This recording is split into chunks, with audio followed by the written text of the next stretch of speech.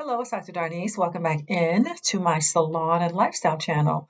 I thought I would take a moment to talk about what exactly is a salon. Why do I call this a salon?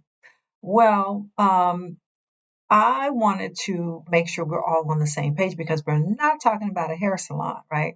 We are talking about a community of like-minded people.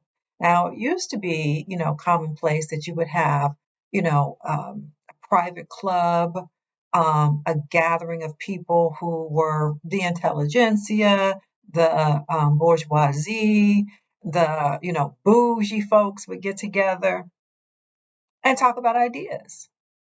The idea is to talk about ideas or to move towards a common goal together. So, yeah, you did have people who were, and by people I mean prominent Black people in the early part of the 20th century. So, really, I'm talking about, we could even back it up to Reconstruction, the late 1880s into maybe 1940s, right? And so you had our talented 10th, our new Negroes who got together to talk about books, talk about ideas, talk about the Negro problem. What are we going to do about the Negro problem? Especially those of us who have some degree of privilege or success.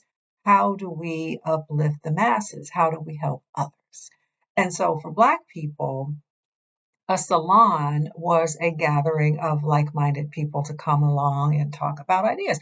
To maybe we're going to do a book club. We're going to read something, or we're going to maybe one of the people in the group has written something, because these are the sort of bourgeoisie intelligentsia. So you could have W.E.B. Du Bois.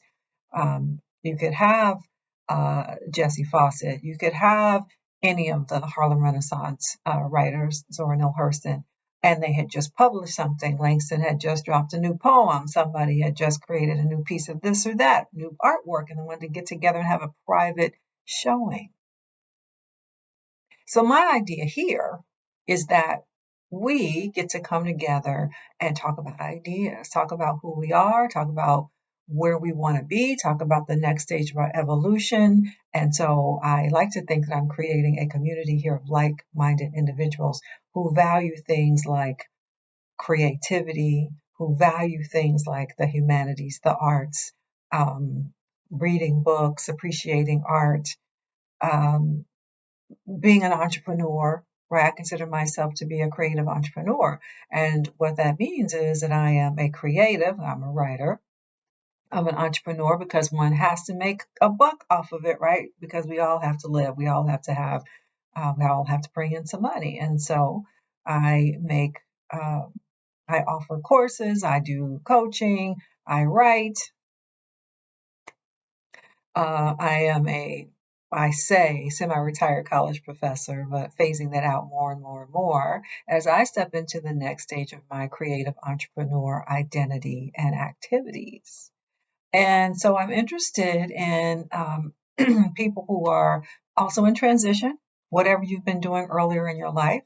And now you're at a place where you say, I'm not exactly sure what I'm going to do next, but I am definitely looking around. I'm asking, and I want to be in a community of other people who are also thinking about that, thinking beyond, thinking beyond borders, thinking outside the box, thinking, I don't have to keep doing what I've been doing just because I've been doing it all along, right? I know I've been in that career for 20 years or more, but I can pivot.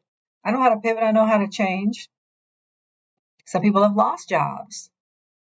We know a lot of government workers lost jobs, a lot of people who are who are teachers who are leaving the profession, some IT tech people who are leaving the profession because they're burnt out. People who are just saying, I just don't want to live like that. I don't want to live caught up in the matrix, caught up in, keeping up with the Joneses and, getting the next iPhone as soon as it drops or whatever. I mean, really, who cares about that? Who cares? So my lifestyle salon is about just that, living well as creatives. I'll be sharing what I know about the creative process, about the entrepreneurial process. I'll be sharing what I know most especially about pivoting, making a big leap, making a big change from where you were in life to where you're trying to go next, even when it's not entirely clear to you. That's my coaching, because so many people, Black women in particular, are the ones I work with who say, yeah, I know I want to do this other thing, but I'm scared to death, or I don't know what that's going to look like, or what am I going to do for money? Like, I might have a little bit of a cushion, but what next? And how do I make it make sense, Dr. Darnese? How do I make it make sense? And so I've done that a number of times in my life, in my professional life. And I picked up a few things, and I would like to share that in this salon. I will also be sharing a lot about my writing process and talking about other um, of our, I guess I would call them intelligentsia, right? I love the Harlem Renaissance era, and there's so much for us to learn from them. Not only that Harlem Renaissance era, the entire, Black experience in America is ripe for us to learn from, and of course beyond. We come from ancient African civilizations, right? We are the blueprint. We were here before anybody else, right? We made a world before anybody else knew what was up. Okay, so we are the blueprint, and I like to remind people of that. So in this salon, we will be talking about a lot of ideas. We'll be talking about books. We'll be talking about literature. We'll be talking about art of all kinds, film, things that affect and reflect Black life and the beauty of Black life. That's my main goal, is to talk about the beauty of Black life. And, so sometimes, you may say, oh, well, I have a book club that I belong to. Is that a salon? Yeah, it's a salon. Oh, I have a Bible study group that meets. Is that a salon? No, you have a common goal, and you get together. And even though you're going to talk about other things as well, you're coming together regularly to kind of move things forward in a certain direction that people have agreed to. People are on the same page about something, or even if they differ a little bit, they're still kind of on the same page. Like, as I mentioned, early in the 20th century, when a lot of our Black leaders were trying to decide about the Negro problem and what to do about that so-called Negro problem in these United States, people didn't agree. Maybe you've heard of the great division between thinkers like Booker T. Washington and W.B. Du Bois and Marcus Garvey, right? They had different ideas about how to help Black people, given that they were now a free population. And America never really anticipated having a free Black population. What a surprise. And so, with the onslaught of Jim Crow, the idea was, well, how are we going to help our Black brothers and sisters come up, given that they just came from the plantation? Anyway, Washington had a view, Du Bois had a view, Marcus Garvey had a view, a lot of people had a viewpoint, and they didn't necessarily agree. So you have an exchange of ideas. So that's what this will be. And I hope that in the comments you will already start sharing some of your ideas about what you'd like to see me share, or your thoughts about the arts, about your own journey as a creative entrepreneur. What do you do? What do you do? What path are you on? Who are you? That's what I always ask my clients. Who are you? And what do you want for yourself next? And that's not an easy answer. It's not, I don't ask that question to get a quick response out of people. I don't want a quick response. I want you to sit with it and think about it. Who are you? What do you want next? Because those are the questions that actually trip people up.